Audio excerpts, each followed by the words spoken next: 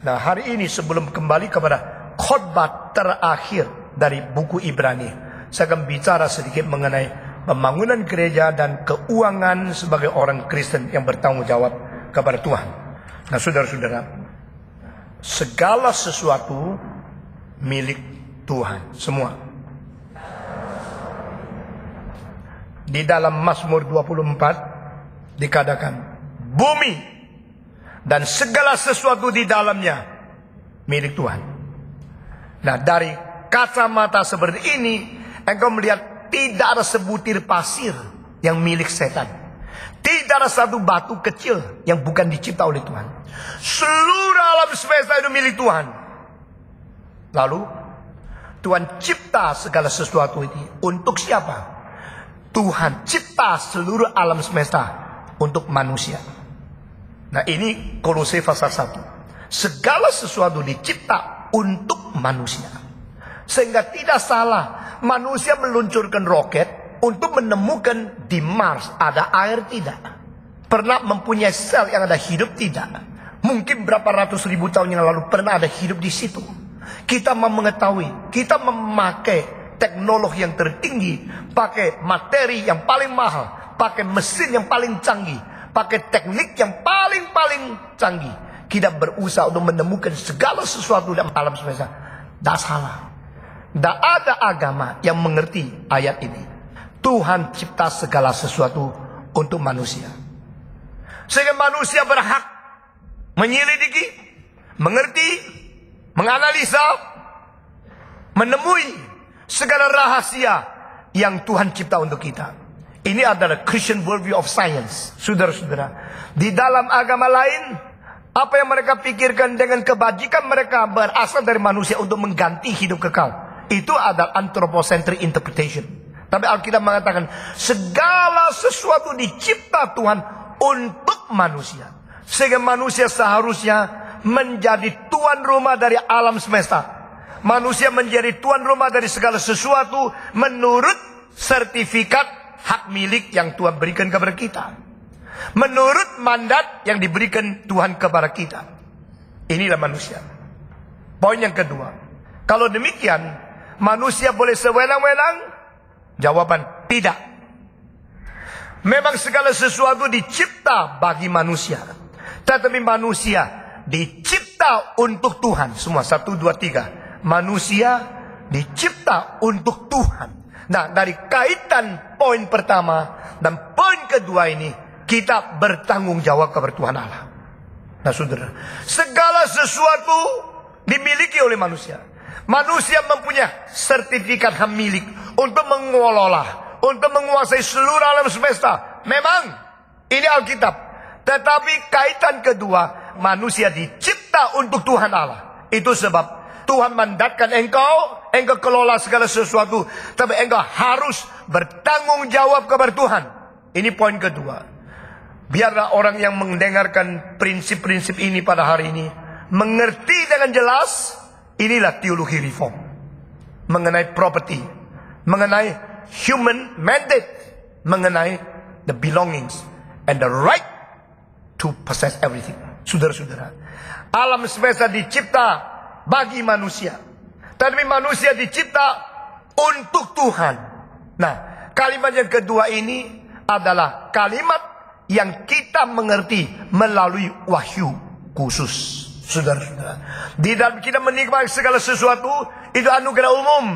Tetapi anugerah umum tidak mungkin mencapai pengertian yang jitu kecuali diinterpretasi melalui wahyu khusus. Nah, ini hubungan antara kedua hal ini. To know the general revelation should achieve only through understanding, through the special revelation. Kita hanya bisa mencapai pengertian anugerah umum dan wahyu umum melalui kunci satu-satunya, yaitu wahyu khusus. Nah, sehingga dunia dicipta untuk manusia, tetapi jangan lupa manusia dicipta untuk Tuhan. Sekali lagi ya, dunia dicipta untuk manusia, manusia dicipta untuk Tuhan. Itu sebab segala sesuatu yang diberikan kepada manusia harus manusia bertanggung jawab kembali kepada Tuhan. Ini kalau sudah kait, engkau mulai membentuk cara hidup. Saya bagaimana hidup dalam dunia. Segala sesuatu Tuhan berikan kepada saya adalah untuk saya menikmati. Tapi saya sendiri harus bertanggung jawab kembali kepada Tuhan yang telah memandatkan segala sesuatu kepada saya. Barulah saya beres hidup sebagai manusia. Kedua ini sudah selesai, lalu kita masuk ke dalam pikiran. Bagaimana dengan harta benda? Kalau ini dimasukkan ke dalam sains, ke dalam penyelidikan, ke dalam ilmu dan segala disiplin studi, itu adalah kategori yang lain. Bagaimana dengan harta? Manusia yang diberikan Tuhan dengan bakat yang berbeda, karunia yang berbeda, kesempatan yang berbeda, kesehatan yang berbeda, umur yang berbeda, dan kekuatan mencari uang yang berbeda. Itu semua anugerah. All by the grace of God. Sola gratia. Sehingga saya kalau bisa mencari, menemukan, menguntung, mendapatkan uang yang banyak, itu pun anugerah. Amin. Ya, saya mendapatkan berapa banyak uang, sedikit banyak, itu anugerah. Nah, anugerah ini adalah Tuhan serahkan sebagian daripada harta benda alam semesta kepada perorangan. Jadi Tuhan serahkan seluruh alam semesta kepada manusia, lalu Tuhan serahkan sebagian kepada saya, sehingga saya ikut memiliki sebagian yang dicipta Tuhan untuk manusia, dan sekarang Tuhan mandatkan dan Tuhan karunia kepada saya. Dan ingat dua prinsip lagi. Prinsip pertama, kalau Tuhan tidak memberikan janji, semua yang kau peroleh itu adalah sia-sia. Ini prinsip pertama. Kedua, yang dijanjikan Tuhan bukan diberikan secara enak-enak. Engkau harus berjuang.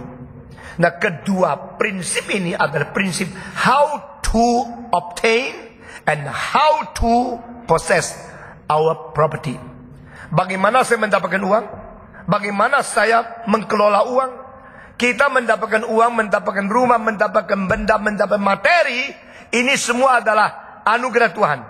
Dan kalau anugerah Tuhan yang dijanjikan, engkau menerimanya menurut prinsip Alkitab, engkau tidak berdosa. Tapi kalau engkau terimanya melalui cara-cara yang licik, penipuan, pemerasan, ya, itu adalah dosa. Sehingga itu adalah properti yang bukan diberikan oleh Tuhan. Engkau hanya boleh memiliki sesuatu yang menurut janji Tuhan, dengan prinsip Tuhan. Saudara-saudara, bolehkah saya katakan seorang perampok merampok uang orang lain, nah itu juga Tuhan yang serahkan kepada dia? Tidak. Jadi ngerti ya? Karena itu diterima tanpa sesuai dengan prinsip Alkitab. Sehingga semua hasil perampok bukan janji Tuhan. Hasil penipuan bukan janji Tuhan. Hasil yang besar daripada cara yang nakal itu adalah dosa. Untuk menerima sesuatu yang bukan dijanji Tuhan, itu akan menjadi jerat. Nah, konsep ini kita mesti mengerti. Nah, saudara-saudara, setelah saya menerima sesuatu yang dijanjikan dari Tuhan, saya harus berjuang untuk mempertahankan yang Tuhan berikan kepada saya, dan mengelola menurut prinsip Tuhan, sehingga tidak mempermalukan Tuhan. Ini selangkah masuk terus. Sehingga yang dijanjikan bukan diberikan cuma-cuma saja. Nah, tadi pada waktu Habitat Humanity bersaksi, saya sangat bersyukur kepada Tuhan. Tapi saya ada satu pertanyaan. Apakah benar orang yang sama sekali tidak kerja boleh dikasih rumah? Apakah benar orang yang tidak suruh berjuang langsung diberikan free begitu? Apa itu betul? Itu tanda tanya. Jadi kalau saya yang kerjakan itu, saya akan pakai prinsip Alkitab. Memberikan janji, tapi diberikan kesempatan berjuang. Aku janji engkau boleh dapat 50 ikan, tapi kamu harus pergi sendiri nangkap ikan di laut. Tidak bisa saya beli lalu serahkan. Ini loh anugerah. Itu bukan prinsip Alkitab. Nah, saudara-saudara, mari kita pikirkan hal ini. Tuhan berkata, Abraham, aku memberikan janji tempat hidup kepadamu, dan sekarang bangun, engkau berjalan kanan, kiri, mujur, malang. Tempat yang kau tempuh, itu tempat yang kau akan peroleh. Berarti yang kau tidak tempuh, engkau tidak peroleh. Nah, itu implisit. Nah, konsep seperti ini jelas sekali di Alkitab. Nah, akhirnya Abraham yang pertama-tama menerima janji itu, dia melaksanakan. Karena dia mengetahui, meskipun tempat ini sudah dijanjikan, saya tidak boleh ambil sembarangan. Meskipun tempat ini sudah dijanjikan, saya tidak boleh terima cuma-cuma. Nah, saudara-saudara, dari mana tahu? Waktu nyonya Abraham mati, harus dikuburkan. Lalu dia datang kepada orang Het, mengatakan, bolehkah saya memakai sebidang tanah untuk mengkuburkan istriku yang meninggal? Saya dalam kesusahan, istri saya meninggal sebelum saya meninggal. Abraham umurnya 175, istrinya umurnya 127. Sarah punya umur adalah satu-satunya yang dicatat dalam Alkitab di antara semua wanita di seluruh kitab suci. Seluruh kitab suci tidak pernah mencatat seorang wanita umur berapa matinya. Maria ibu Yesus pun kita tidak pernah tahu umur berapa mati. Satu-satunya yang dicatat umurnya mati 127. Itu adalah Sarah. Lalu Abraham waktu itu 137. Berarti dia harus menjadi duda 38 tahun lagi. Bagi seorang pria ini sulit sekali. Maka dia dengan sedih minta kepada orang Het, bolehkah saya pakai satu tempat untuk mengkuburkan istriku? Oh, karena Abraham karakternya terlalu agung. Maka orang di situ mati, silakan ambil saja. You suka yang mana? Satu gua yang bagus untuk kuburkan istrimu, silakan. Nah, cara orang seperti Abraham beriman mengkuburkan orang, caranya lain sama orang Kanaan. Lalu dia memilih satu gua, satu tempat untuk mengkuburkan istrinya. Orang itu ambil saja. Abraham bilang, tidak, saya mesti bayar. Nah, saudara perhatikan ya. Ini contoh pertama. Sudah dijanjikan, tetap bayar. Aku mau bayar. Oh, tidak usah. Engkau orang yang sudah begitu kenal sama kita. Kita sama-sama begitu akrab. Mengapa mesti bayar? Ambil aja. Tempat tidak ambil aja. Apalagi engkau di perkampungan. Saya tidak mau engkau bayar. Silakan ambil tempat itu. Jangan sungkan. Abraham bilang, tidak. Saya tidak akan ambil secara free. Saya mau bayar. Lalu mereka bilang, tidak usah. Abraham menilai sendiri 400 sekrat daripada perak. Mahal sekali. Abraham bayar mahal untuk mengkuburkan istrinya. Saudara-saudara, saya yang mendesain Kepembri. Saya mendesain itu gereja Bungur bersama GKI. Dua-duanya lebih 1000 tempat. Dengan tempat yang paling kecil, bikin semaksimal bisa duduk orang paling banyak. Itu cara saya mendesain. Sehingga kelihatan besar. Padahal gedung yang sama sebelum bongkar di Bungur, sebelum saya desain, cuma bisa duduk 300 orang. Setelah saya desain, itu konsistorinya bisa duduk 600 orang. Aula tingginya bisa 1300 orang. Itu cara saya desain. Sehingga kita tidak mau membuang 1 inci dari tanah yang Tuhan berikan kepada kita. Lalu saya bilang sama Bungur, saya mau bikin konser. Gedung kita tidak ada gereja, konsep kurang bagus. Kalau di Granada, boleh nggak pakai tempat? Oh, silakan pakai. Patong yang desain tidak terima bayaran, masih memberikan persembahan. Silakan pakai. Saya mengingat Abraham, tidak ambil free. Never take it for granted. Saya bayar 1 kali 5 juta. Saudara-saudara, sewa 1 malam 3 jam. Kenapa kasih 5 juta? Karena kita belajar dari Alkitab. Never take for granted. Orang yang mau gratis saja. Orang itu berjiwa budak. Orang tidak mau bayar, maunya enak saja. Tidak serius. Saudara-saudara, saya berjabatan pendeta, tapi jiwa saya jiwa raja. Amin. Saya bukan pendeta pengemis. Saya adalah seorang yang mau menjalankan tugas, jalankan segala sesuatu sesuai dengan kehendak Tuhan. Sampai hari ini 47 tahun tidak pernah pergi luar negeri mengajak satu orang datang untuk lihat Indonesia lalu kasih uang sama saya. Tapi orang luar negeri datang ke sini bersaksi, kita kasih uang sama dia. Itu ada. Semua ini tidak merugikan kita. Karena semua ini menjadi pendidikan bagaimana kita bertanggung jawab. Nah, prinsip ini adalah berasal daripada semua tadi. Saya tidak pernah bicara tentang keuangan di dalam gereja ini. Tapi mulai hari ini, saya akan memberikan prinsip-prinsip bagaimana kita dengan uang. Orang yang paling kaya pun jangan minta hak istimewa di gereja ini. Saya anggap engkau anggota biasa. Orang paling miskin pun jangan minder karena engkau tidak ada uang. Engkau tetap anak Tuhan di dalam gereja yang sama. Amin. Konglomerat yang memberikan puluhan miliar tidak akan dijilat-jilat karena dia adalah seorang biasa. Tapi saya mau tanya, uangmu dari mana? Beres dah dapatnya. Bukan karena uang itu banyak maka kita menganggap engkau lebih penting. Tidak. Kita tetap pakai prinsip Alkitab. Uangmu diterima melalui prinsip Alkitab. Tidak. Karena Tuhan janji. Tetapi kalau Tuhan sudah janji, lalu engkau semaunya free, take it for granted, saya marah. Karena apa? Karena Tuhan berkata, sudah janji tetap engkau mesti berjuang. Maka Abraham mengetahui ini tanda Kanaan, ini tanda janji, ini sudah dijanjikan kepada saya. Hei, tahu tak? Seluruh bangsa ini sementara di sini, saya nanti matikan kamu. Ini tanda sudah janji kepada saya. Abraham tidak begini. Abraham mengatakan di dalam hati, Tuhan, meskipun ini tanda janji, tetapi Tuhan, ini tanah masih banyak orang di sini. Dan sementara mereka masih memiliki semua ini. Sekarang saya mau pakai tanah ini, saya bayar. Nah itu prinsip Alkitab. Saudara, Alkitab banyak prinsip-prinsip yang penting sekali. Kenapa kita tidak belajar? Kenapa kita dengar pendeta yang pinter khotbah banget persembahan, tapi prinsip bukan prinsip Alkitab? Nah, saya tidak pernah khotbah ini. Sekarang saya mulai mendidik satu persatu semua prinsip-prinsip Alkitab.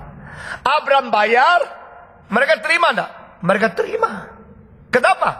Mereka tahu kalau mereka sekarang masih mempunyai hak memiliki tanah ini. Nah, saudara-saudara, banyak orang bilang sama engkau, tidak usah bayar, tidak apa-apa, tidak apa-apa. Waktu engkau bayar, mereka mau kok. Berarti hati nurani mereka berada di dalam satu konflik, sungkan kebudayaan sama hak yang mereka perlu memperoleh. Jangan sampai orang itu sudah bosan, sudah benci, sudah menghina kita, baru kita sadar. Tetapi sebelum itu kita maunya enak, maunya terima free. Saudara-saudara, sudah lambat. Abraham menjadi pendidik yang besar, menjadi pendidik yang menjadi contoh. I pay and I get something. Take and give itu seimbang. Dengan demikian dia kuburkan istrinya, hati nuraninya sejahtera. Istrinya tenang-tenang di situ ngasuh. Dia juga sama hari ngasuh dengan baik. Karena dia tidak ambil untung dari orang lain. Tidak manipulasi. Tidak sembarang menipu. Ini Abraham. Saudara-saudara sekalian. Demikian Tuhan mengatakan, Israel, saya memberikan tanah Kanaan kepadamu. Sekarang kalau saya tanya, Pak Arsid, saya memberikan satu rumah kepadamu. Itu free untuk engkau. Lalu engkau masuk di situ. Loh, ada perampok tinggal di dalam. Lalu engkau telepon, Pak Tong, katanya rumah untuk saya kok ada perampok sih. Ya itu rumah untuk kamu. Kamu mesti bongkar dan mesti usir perampok itu. Wah cilaka, lebih baik enggak ah. Gua kalau tidak ada rumah dah tentu mati. Ada rumah yang ada perampok, mati gua di situ. Nah itu cara Tuhan memberikan janji. Janji Tuhan, Israel masuk Kanaan. Itu tempat yang kau berikan kepada engkau. Tetapi di situ ada bangsa-bangsa yang jauh lebih gede, lebih besar, lebih kekar. Tangan-tangannya ada mangga-mangga, dadanya ada semangka. Yang besar luar biasa. Engkau mesti perang sampai hancur ke mereka, usir ke mereka, baru boleh tanah itu. Nah ini Alkitab. Jadi janji Tuhan ditambah dengan harus berjuang semua. Janji Tuhan ditambah dengan harus berjuang. Yesus Kristus, aku utus engkau ke dunia. Aku memberikan segala bangsa, segala sudut, segala bahasa, segala orang untuk menjadi milikmu. Ini menurut janji di dalam Mazmur pasal kedua. Segala bangsa aku berikan kepada engkau. Dari ujung bumi milikmu. Tetapi Yesus Kristus datang ke dunia. Oh, sudah berikan kepada saya kan? Semua punya saya. Hebat sekali. Langsung saya menerima. Alkitab mengatakan Tuhan Yesus sudah memperoleh segala bangsa, segala bahasa, segala tempat untuk menjadi miliknya. Dia harus mati bagi mereka. Harus pikul salib, dipaku di atas salib, pakai mahkota duri, curahkan darah sampai habis, mati di atas kayu salib untuk menebus bangsa kembali kepada Tuhan melalui pengorbanan. Ini prinsip sama di seluruh kitab suci. Abraham menerima janji, tapi Abraham harus bayar. Yesus menerima janji, Yesus bayar. Saudara-saudara, saya tidak mengerti ya, ini pekerjaan Tuhan ini sudah dikerjakan oleh orang yang maunya tidak usah bayar. Maunya enak-enak, maunya terima janji begitu aja. Dan orang Kristen yang tidak ngerti prinsip ini, pendidikan engkau kepada anakmu pasti gagal. Anakmu hak apa? Tidak pernah berjuang. Anakmu hak apa? Tidak kerja langsung mendapat rumah besar. Ya anak saya dong. Saya kan orang kaya. Orang kaya memberikan kekayaan kepada anak. Beres. You belum mengerti firman Alkitab. Saudara-saudara. Anakmu mesti kerja berat. Suruh dia kerja. Suruh dia bayar sebagian daripada apa yang warisi. Suruh dia mengerti kesulitan. Mengerti keringat. Mengerti perjuangan. Dan demikian. Hidup sebagai manusia. Baru mempunyai fondasi. Anak Allah pun begini.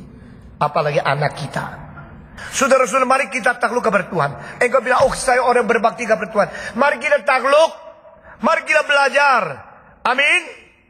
Jangan hanya datang gereja mempamerkan modesmu, berlianmu, nyala engkau. Jangan datang gereja hanya untuk bergaul cari siapa kesempatan untuk berdagang, dapat partner perdagangan. Mari kita datang mempelajari firman Tuhan. Oke. Sekarang prinsip-prinsip ini sudah, maka keturunan Abraham melahirkan siapa? Ishak. Ishak melahirkan siapa? Yakub. Nah, saudara-saudara, perhatikan ya. Pada waktu Yakub dikejar, mau dibunuh oleh saudara karena dia penipu. Dia menipu, maka kakaknya itu begitu marah. Itu berkat sudah direbut oleh dia. Dikejar, mau dihabisi. Dia melarikan diri atas anjuran ibu yang mengajar dia menipu. Ini semua pelajaran. Yakub mempunyai seorang mama yang mengajar anak menipu. Tidak apa-apa, engkau pakai suara aku esal, parau-parau sedikit. Nanti saya kasih bulu domba, kelihatan berbulu. Engkau menipu papa, lalu papa memberi berkat. Sesudah menipu, karena apa? Dia terlalu sayang sama anak. Terlalu sayang sama anak yang ini, sehingga anak yang lain ditirikan. Anak ini yang dimanja, disuruh menipu, suruh bohong. Inilah pendidikan ibu yang salah. Setelah begitu, dari Yakub akhirnya menipu, sudah menipu, mau dibunuh. Inilah orang tua yang mengakibatkan permusuhan dalam keluarga sendiri. Tetapi Yakobus bagaimana nakalnya? Dia telah menerima konsep-konsep yang penting di dalam hatinya. Sehingga dia melarikan diri. Dan dia malam-malam tidur di padang belantara. Dan dia memimpi ada tangga yang turun dari surga. Menurut Yohanes pasal 3. Tangga itu adalah Kristus. Karena malaikat Allah turun naik di tangga itu. Itu menjadi jalan yang menyambung bumi dan surga. Jalan yang membenengahi akan manusia dan Tuhan Allah. Itu Immanuel, itu Kristus. Dan pada waktu dia pagi bangun, dia mulai sadar. Ini bukan tempat biasa. This is the gate of heaven.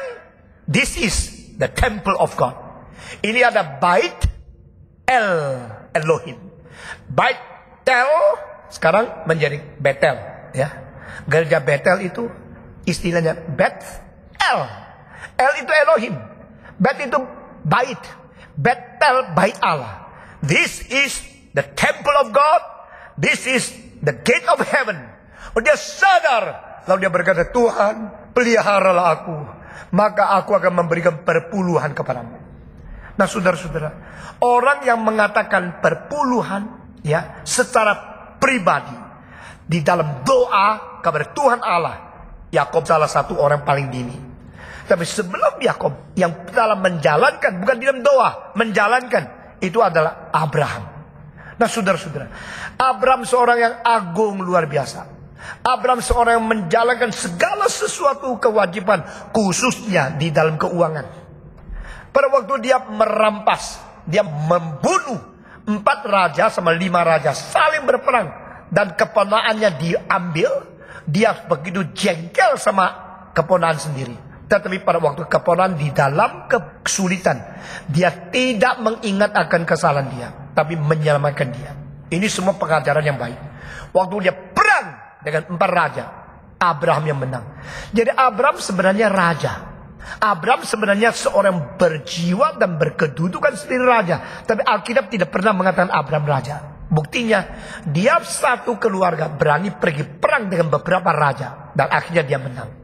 Setelah dia menang, dia merampas barang yang disita Karena raja-raja itu telah ambil banyak barang. Dia ambil. Setelah dia siap perang, dia ambil itu tawanan kembali. Di tengah-tengah jalan, Abraham ketemu Melkisedek. Melkisedek adalah Raja Salem. Itu Salem berarti Shalom. Salem berarti sejahtera. Raja Salem sekaligus raja, sekaligus imam dari Allah yang tertinggi. The priest from the highest God. Nah saudara-saudara, di dalam seluruh kitab suci ini orang pertama yang sekaligus mempunyai dua jabatan. Pertama, raja. Kedua, imam. Semua. Pertama, raja. Kedua, imam. The only man with a two profession di dalam kitab suci yang merangkap sekaligus raja, sekaligus imam. Itu cuma satu-satunya di perjanjian lama, Melkisedek. Tetapi kalau saudara membaca terus di dalam Musa, Tauratnya mengatakan tidak boleh. Karena apa? Orang yang menjadi raja tidak boleh menjadi imam. Orang yang menjadi imam tidak boleh menjadi raja.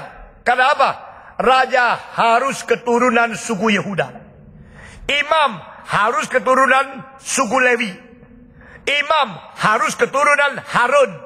Raja harus keturunan Daud. Sehingga orang yang lahir di dalam suku Yehuda tidak ada kemungkinan menjadi imam. Orang yang dilahirkan di dalam suku Lewi tidak ada kemungkinan menjadi raja. Tetapi Alkitab mencatat dua kali. Ada satu orang yang sekaligus raja dan dia sekaligus imam. Pertama di Kejadian. Siapa? Melkisedek. Kedua di mana? Di Zakaria. Di antara kedua jabatan dia akan mencapai perdamaian di dalam dunia. Nah itu nubuat. Tetapi orang itu siapa? Tidak ada orang tahu. Tidak ada orang tahu yang dinubuatkan oleh Zakaria itu siapa. Sebenarnya itu Yesus Kristus. Sehingga pada waktu Yesus lahir ke dalam dunia, dia berjabat bukan dua tapi tiga. Yesus adalah imam, Yesus adalah raja, Yesus adalah, orang reform tidak tahu, malu sekali. Yesus adalah imam, Yesus adalah raja, Yesus adalah nabi. Nah, ini bukan dua tapi tiga. Ketiga ini muncul mengakibatkan satu-satunya yang merangkap tiga. Ini ada Yesus. Siapa yang menemukan? Pendiri daripada gerakan reform yang asli, Yohanes Calvin. Nah saudara, sekarang banyak gereja ya comot-comot, curi-curi khotbahnya reform untuk khotbah lagi. Tapi tidak pernah kasih tahu itu asli dari mana. Ya. Mereka taunya, wah khotbah ini bagus, lukisan ini baik, cerita ini baik, ambil bahan dari kita. Saya punya khotbah, tidak ada satu ambil dari buku. Semua khotbah saya harus mencari sendiri di Alkitab, merenungkan sampai matang. Dan ini cara reform. Saudara-saudara, semenjak 500 tahun yang lalu Calvin menemukan Yesus Raja, Yesus Imam, Yesus Nabi. Sekarang pendeta Baptis, pendeta Anglikan, pendeta Brethren, pendeta daripada orang-orang itu, daripada sidang jemaat Allah, pendeta daripada orang-orang yang karismatik ikut-ikut khotbah itu. Tapi mereka curi dari reform, tapi tidak mengaku. Mereka kira mereka pintar, asal ambil. Saya lihat ada satu LD, musiknya tak karu-karuan, tapi dia tulis diciptakan oleh Beethoven. Beethoven kalau hidup lihat itu langsung ngamuk mati lagi. Saudara-saudara, ngaco luar biasa, tidak bertanggung jawab. Saya lihat satu patung Venus de Milo, untuk bawah tulis dibikin oleh Michelangelo. Itu sudah ada 2000 tahun sebelum Michelangelo lahir. Venus de Milo itu Greka. Tetapi orang ngaconya luar biasa. Mari kita kembali kepada yang benar. Untuk menemukan yang mana yang benar, itu perlu waktu yang banyak sekali. Kembali lagi, saudara-saudara, Abraham waktu ketemu Melkisedek, dia langsung berlutut.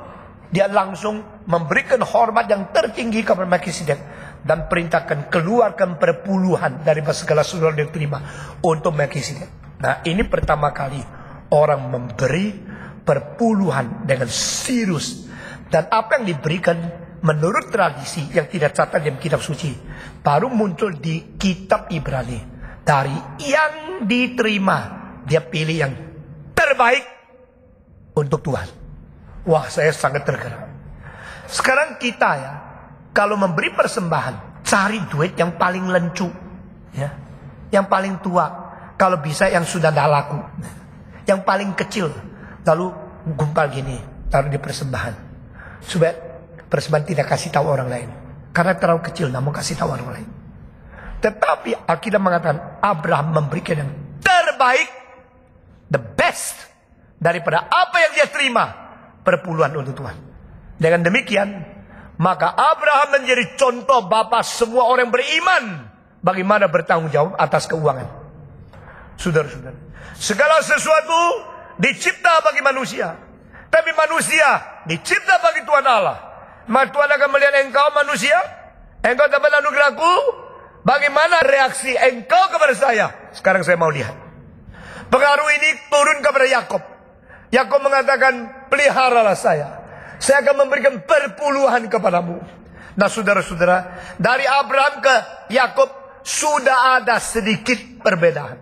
Bedanya di apa? Yakub mengatakan, peliharalah aku, maka aku akan.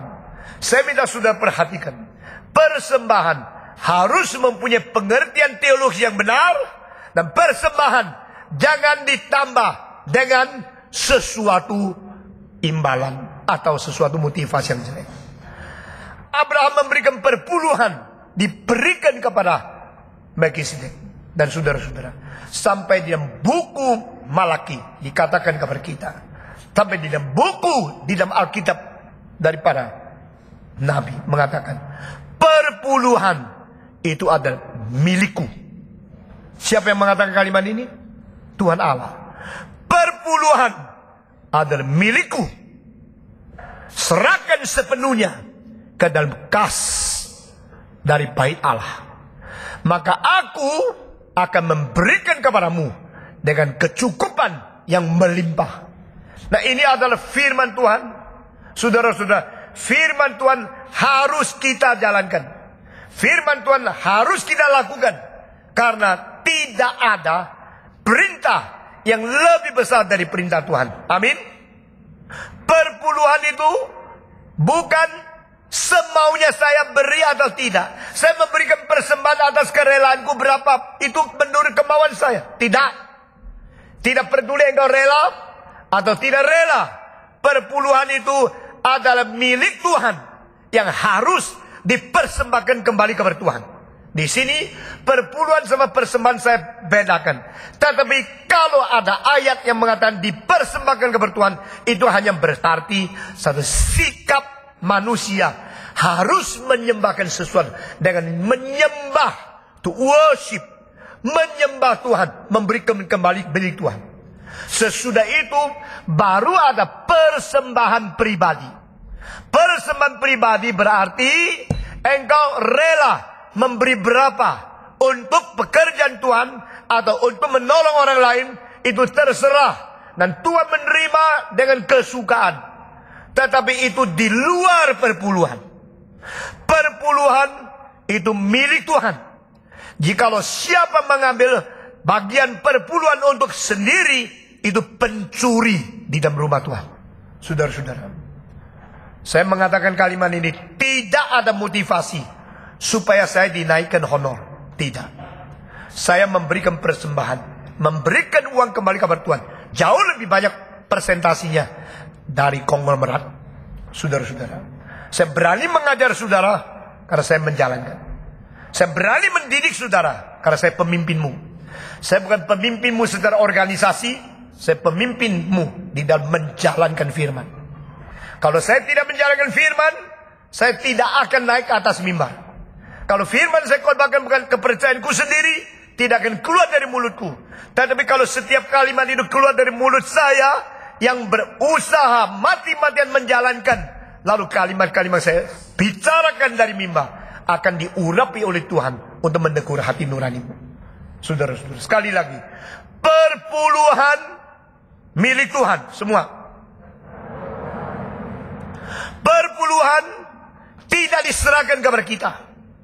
Perpuluhan diberikan di dalam seluruhnya income yang kau terima untuk menguji engkau setia kepada Tuhan atau tidak. Kecuali engkau bukan orang Kristen, silakan lihat. Jika engkau sudah Kristen, sekarang saya perintahkan engkau taat kepada Tuhan. Sekali lagi, perpuluhan itu belum pernah Tuhan berikan kepada kita. Perpuluhan cuma diserahkan sementara dengan seluruh income yang dipercayakan untuk menguji bagaimana reaksimu kepada Tuhan, setia atau tidak. Itu sebab kalau Tuhan sudah memberikan 1000, berarti Tuhan memberikan 900 dan 1000 diuji apakah engkau kembalikan kepada Tuhan atau tidak. Kita di tangan Tuhan, kita harus hati-hati. Saudara-saudara sekalian, saya dididik oleh ibu saya dengan keras luar biasa. Ada ibu saya adalah orang yang takut kepada Tuhan. Dia umur 33 sudah kematian suami. Dia dengan kerja setengah mati dari pagi sampai malam untuk membesarkan 8 anak laki-laki. Dan mengajari semua mesti sekolah setinggi mungkin. Tapi uang tidak cukup. Dan suruh kita mesti kerja sambil studi. Dan dari permulaan, jangan lupa uang Tuhan milik Tuhan. Dia dalam keadaan bagaimana sulitnya membesarkan 8 anak. Perpuluhan itu tak pernah dia ambil untuk sendiri. Setelah perpuluhan untuk Tuhan, masih ada perpuluhan yang lain untuk orang miskin, yang lebih miskin dari kita. Nah, ini semua didikan menjadikan anak-anaknya mengetahui bagaimana melayani Tuhan, bagaimana mengutamakan Tuhan.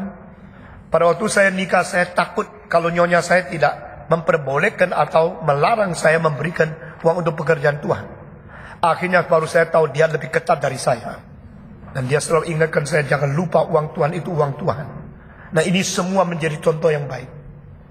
Uang Tuhan itu uang Tuhan. Tuhan mengatakan, saya sudah memberikan 9 untuk engkau. Yang satu punya saya, engkau ambil juga. Tega lu. Awas lu. Saudara-saudara, dulu waktu saya masih umur 8, dengar khotbah pendeta saya di Syam. Dia mengatakan ada seorang yang kaya pergi ke restoran kecil makan. Waktu dia makan itu seorang pengemis datang, minta uang. Orang kaya ini terus kasih 1 perak sama dia. Sudah kasih 1 perak sama dia. Pengemis ini bilang, kok gampang ya orang ini ya.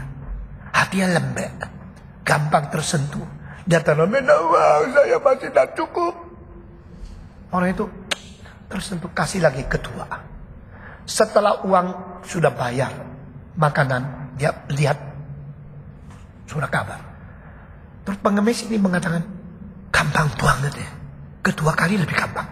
Datang lagi, saya punya istri juga sakit perlu uang. Dikasih lagi ketiga. Sudah kasih ketiga, terus dia datang lagi, minta uang keempat. Sudah dapat keempat, dia keliling-keliling di lain tempat. Setengah mati, nangis-nangis cuma dapat kecil 1 sen. Balik lagi, saya masih perlu, dikasih ke-5. Akhirnya dikasih ke-6. Sudah dikasih ke-6, dia balik lagi, minta lagi. Orang ini marah. Lu tahu nak, kantong gua cuma 7. Kantong gua cuma 7, sudah kasih lu 6. Lu mau ambil lagi terakhir, sini, diambil kembali semuanya. Nah, itu waktu saya umur 8-nya. Mak pendeta itu ngomong apa tahu? Dia bilang, Tuhan berkata, Senin sudah kuberikan kepadamu, Selasa sudah kuberikan kepadamu, Rabu sudah kuberikan kepadamu, Kamis sudah kuberikan kepadamu, Jumat sudah kuberikan kepadamu, Sabtu sudah kuberikan kepadamu. Hari Minggu, hari engkau datang berbakti kepadaku. Engkau masih buka toko? Engkau masih buka dagang? Oke, nanti rugi semua, diambil semua. Setelah dengar khotbah itu, seorang yang sangat sulit hidupnya merasa Tuhan bicara sama dia. Lalu dia tidak bicara sama pendeta. Dia berdoa, Tuhan, saya tergerak hari ini. Saya mau belajar. Minggu tak buka toko, Minggu tak dagang, Minggu saya ke gereja, dan Minggu saya pergi cari jiwa, mengabar Injil. Tetapi kalau Senin sampai Sabtu kurang laku, Minggu tak dagang lagi, susah gimana? Tolong ya Tuhan, ingatkan saya. Dia menguji Tuhan.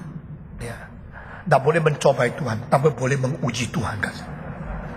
Setelah 4 minggu, dia hitung-hitung. Puji Tuhan, Senin sampai Sabtu dagangnya jumlahnya lebih banyak dari Senin sampai Minggu. Dan hari Minggu untuk Tuhan, akhirnya bukan tak rugi, malah lebih tambah sedikit. Dan mulai hari itu, setiap minggu dia tidak dagang. Setiap minggu tidak buka toko. Dia dari Senin sampai Sabtu baik-baik bekerja dengan semangat yang cukup. Minggu untuk Tuhan, hatinya segar, tubuhnya mempunyai kesehatan. Jadi lebih semangat dia kerja dari Senin sampai Sabtu. Sekarang saya kasih rumusan yang terakhir. Orang yang mengutamakan Tuhan, tak mungkin Tuhan membuang dia. Amin. Orang yang mengutamakan Tuhan, tak mungkin Tuhan melupakan dia. Saya bilang sama anak perempuan terakhir, engkau memang ada waktu pulang dari Taiwan. Engkau coba dampingi ibumu untuk dioperasi. Karena papa harus pergi khotbah di Hong Kong, di Taiwan. Hari itu hari Senin, Selasa mau dioperasi. Senin saya bawa istri saya pergi dokter. Sudah pergi dokter, lalu saya berkata, ya Tuhan, saya serahkan keluargaku kepadamu. Saya memelihara rumahmu, silakan memelihara rumahku. Lalu saya berangkat, saya telepon, apakah setelah engkau operasi masih di Singapura saya kembali? Dia bilang, tidak usah, pekerjaan Tuhan lebih penting. Saya pergi, telepon siangnya, sudah masuk kamar bius, sudah dioperasi. Baru masuk Pak, baru masuk, sudah di dalam kamar mau dioperasi. Kapan selesai? Mungkin 2 jam lebih. Dan malam jam 7 kira-kira sudah selesai. Saya tunggu sampai hampir jam 8. Saya telepon lagi. Sudah dioperasi ya? Mama lagi operasi Pak, Mama lagi operasi. Sudah masuk kamar, sudah dibius, sudah dilubangin, sudah dioperasi separuh. Lihat, tidak perlu dioperasi, dijahit lagi. Hebat berapa ribu dolar itu? Ya. Kalau engkau mengingat Tuhan, menjaga rumah Tuhan, Tuhan jaga rumahmu. Kalau engkau mengutamakan Tuhan, Tuhan memberikan berkat kepadamu. Bukan karena kita dengan motivasi itu memberikan persembahan. Yang milik Tuhan, kembalikan kepada Tuhan. Yang harus utamakan. Yang mutlakkan. Tuhan, ini adalah uangmu, saya kembalikan kepadamu. Adakah orang kembalikan uang Tuhan kepada Tuhan, akhirnya dibuang oleh Tuhan? Tidak ada. Adakah orang yang mengutamakan Tuhan, akhirnya dilupakan Tuhan? Tidak ada. Adakah orang memberikan persembahan yang sesuai rencana Tuhan, sesuai prinsip Tuhan, lalu akhirnya Tuhan membiarkan dia terkatung-katung? Tidak ada. Tuhan itu hidup semua. Tuhan itu hidup adanya. Saya tidak pernah bicara tentang perpuluhan, tidak pernah khotbah tentang persembahan. Mulai hari ini kita akan mempersiapkan hati saudara. Saudara-saudara, pada hari Jumat Agung tahun ini khusus lagi. Jumat Agung itu kita akan mempersiapkan hati Anda. Selain mengingat Tuhan, kita semua bergumul di dalam 1 bulan ini. Kita bersiap, Tuhan, Engkau memberikan dirimu sampai begitu menyerahkan diri mati buat saya. Saya akan memberikan sesuatu dari hatiku untuk Tuhan yang aku kasih. Nah saudara-saudara, saya percaya orang yang sudah mahir rohaninya tak perlu banyak dengar bicara seperti ini.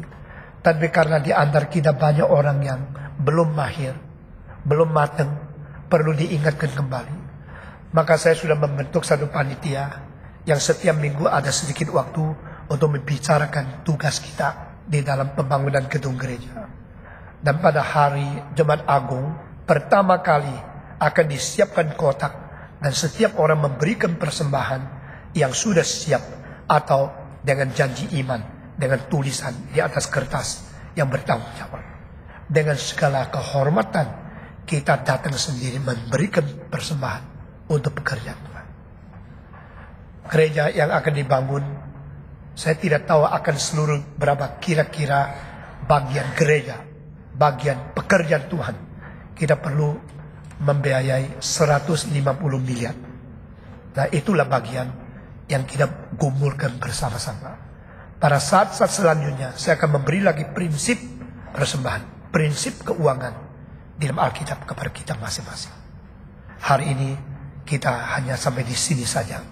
Mari kita berdoa, bersyukur kepada Tuhan.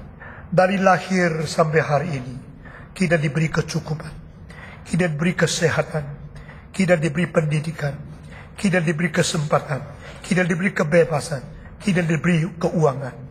Dari lahir sampai hari ini Tuhan tidak meninggalkan kita. Mari kita berdoa. Semua bersyukur kepada Tuhan. Dan berkata kepada Tuhan, ajar saya untuk mengembalikan milik Tuhan kepada Tuhan. Ajar saya menjadi anak yang taat kepada Tuhan. Semua buka suara, mari kita berdoa bersama-sama. Bapa di dalam surga, kami berterima kasih, bersyukur untuk segala sesuatu yang sudah Tuhan kerjakan di hidup kami.